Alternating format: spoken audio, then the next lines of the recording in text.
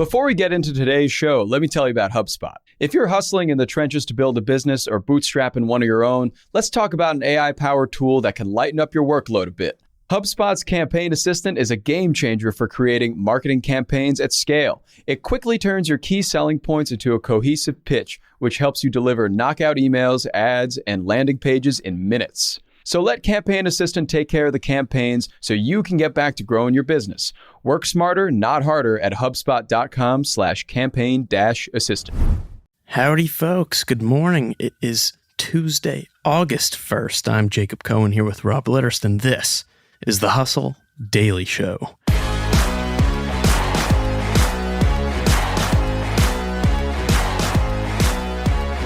On tap for today, a strange economy has made for strange deal-making times, and it's a flea market, if you will, out there. And no big deals is kind of a big deal. So what is the deal with all this? We will discuss in just a bit, but first, let's talk about what else is happening in the world of business and tech. Let's get crack-a-lackin'.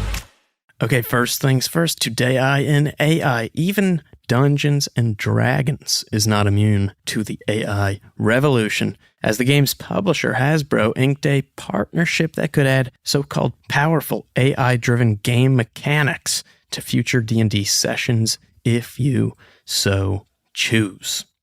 Very interesting, very interesting. I wonder what the kids in Stranger Things would be thinking of this. I can't even imagine. Mind-blowing. Yeah, mind-blowing. Moving along, Jeepers, a scary slide for Jeep just is not stopping. The car brand has now seen 8 straight quarters of falling sales. 5 years ago, Jeep was 6th among U.S. auto sales, and now it's in 9th place. This was really surprising to me. I know you live in New England, JC, but they're so popular in the Northeast. Yeah. Like I've lived in a few other places and have not seen as many Jeeps out there. But they're so popular, especially in the Boston area. Like if you go to Charlestown in Boston, Jeep is like the official car of Charlestown. It's ridiculous. Nice. Yeah, I feel like I've also heard Jeep drivers have good camaraderie. Yeah. You know, I would love to see this company do well. Totally. Speaking of, trucking company Yellow Corp shut down after 99 years, affecting some 30,000 workers. It received a $700 million loan from the federal government in 2020 and still owed more than $700 million as of its last quarterly report. Also, another bummer. I guess we're just sticking with the bummers. A new Lending Club report found around 61% of Americans say they are now living paycheck to paycheck. That's actually the same number as last year. That's despite cooling inflation, though, so not great to see. Switching gears a bit, Nestle will invest around $3.5 billion over the next 3 years to expand its pet nutrition operation. And you really can't fault their logic. Led by the Purina and Friskies brands, it's the company's fastest growing segment. Also, on the food front, but in this case human food, Jimmy Donaldson, also known as MrBeast, the ultra-popular YouTuber with more than 170 million subscribers, has sued the food delivery partner he was using for his Beast Burger Ghost Kitchen chain over what the suit calls disgusting, revolting, and inedible burgers, according to Bloomberg, and that MrBeast's company has not been paid back any money from the venture. And last, but not least, finally, Apple's iPhone 15 will reportedly feature USB-C charging. And that's good news for probably everyone listening to this who has an iPhone, because it'll make your life just a lot easier and a lot more convenient when it comes to charging your phone. The EU forced Apple's hand here, ruling that all tablets and phones must be USB-C compatible by 2024 to reduce e-waste. But if you think about it, like I was saying, this should also help people just save money spent on extra cords for their iPhones. It'll help save people the stress of not having the right cord, the lightning cord, on hand. And it'll also build bridges between iPhone users and the rest of the world. And I think that's just beautiful. Totally. Build bridges, and it'll reduce stress. I literally forget my charger like anytime I go anywhere. All right. And with that, let's get to today's main story. All right, JC. I don't know if you remember back to 2021, but it seemed like there was an IPO every day. Mm-hmm. And then we got into 2022, which was kind of bear market territory. Not as many IPOs. That's extended a bit through this year. But according to a few sources, it seems like things could change later this year. What's going on there? You're totally right. I wrote in this story today, I started off by saying, remember the good old days when you'd race to invest in a hot startup that just went public at some crazy, insane valuation, then watch your money just like vanish within months. Right. Well, that was actually just 2 years ago, and it actually was not a very good time. But times obviously have changed, as have interest rates. U.S. companies raised only a little over $9 billion through IPOs so far this year, compared to the usual $27 billion or so. And that's as investors are increasingly scrutinizing things like profitability, as they should. Now, it's not just the IPO market. It's a slowdown in all different kinds of deal making, especially M&A. I wrote M&A more like MIA, because that's really what it's been like globally between the higher rates, geopolitical issues, and recessionary concerns. Deal volume for mergers and acquisitions dropped 40% year over year to a little over $1 trillion so far, which sounds like a crazy large number because it is a crazy large number, but that's down from a much crazier, much larger number in 2021 of $3.83 trillion, according to Bloomberg. So big drop, big dip. And in another market, M&A in what I called unicorn land, which is just a more fun way of saying the venture capital ecosystem, that's on track for its slowest year since 2013, with just 429 venture-backed American startups making M&A exits in the first half of this year.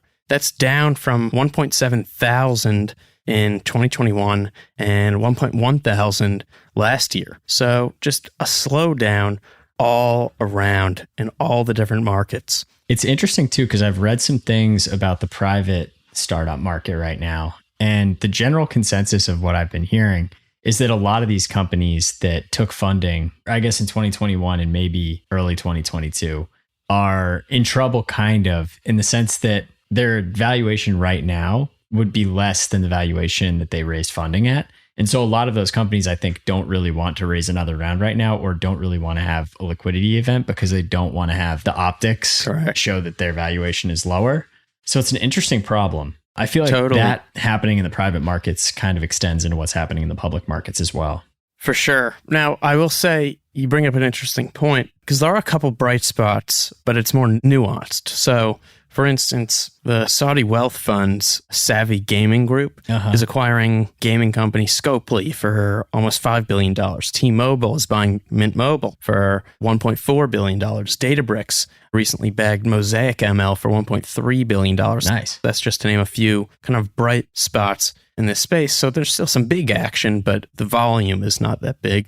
Now, the stock market has been on a hot streak too, spurred by some easing inflation. And that's kind of warming up the oven for some expected IPOs potentially in September and later this year. And from companies like Arm, Klaviyo, Turo, which we recently wrote about, Birkenstock, the shoe company, and also Instacart, which infamously has written down its valuation multiple times, I guess in the last year before it goes public, which has been very interesting to watch.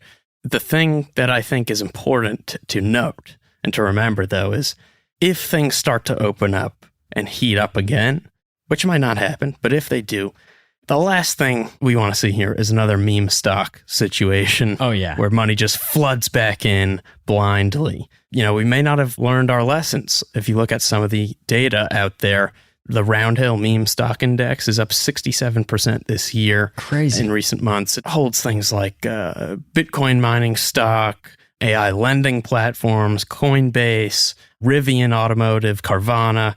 Outside of this, Bitcoin is up more than 80% in 2023. Elsewhere, retail traders' bullish sentiment is the highest it's been since 2021.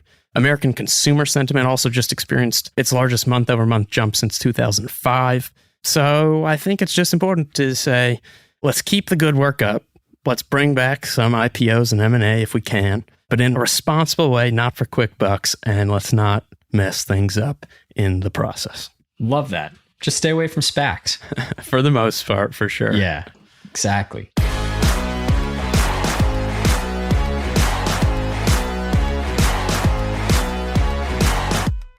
And bam, bada bing, bada boom. That's going to do it for us today, folks. Thanks for tuning in to the Hustle Daily Show. We're a proud part of the HubSpot Podcast Network.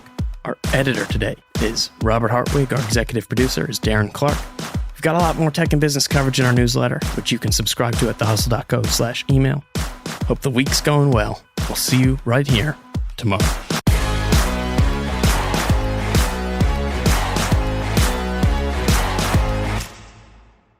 Let me tell you about a show that I've been loving lately. It's called Entrepreneurs on Fire. It's hosted by the incredible John Lee Dumas. It's available now on the HubSpot Podcast Network.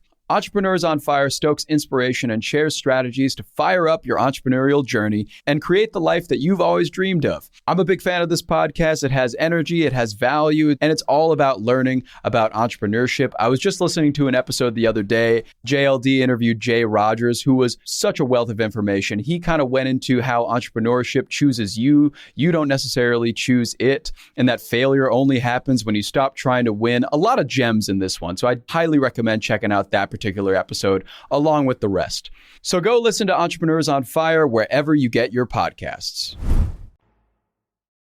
Hey guys, if you listen to the Hustle Daily Show on Google Podcasts, we want to let you know that the option will no longer be available pretty soon. Google is sunsetting its podcast app sometime in early 2024 in favor of YouTube Music, and we want to give you a heads up before it's too late since that time's almost here. The Hustle Daily Show is available everywhere and anywhere that you listen to podcasts like Apple Podcasts and Spotify. If you're using YouTube Music, we are there as well. If you're an Android fan, there are plenty of apps like Overcast, Pocket Casts, Player FM, and more. So just search for us wherever you decide to listen to your favorite podcasts.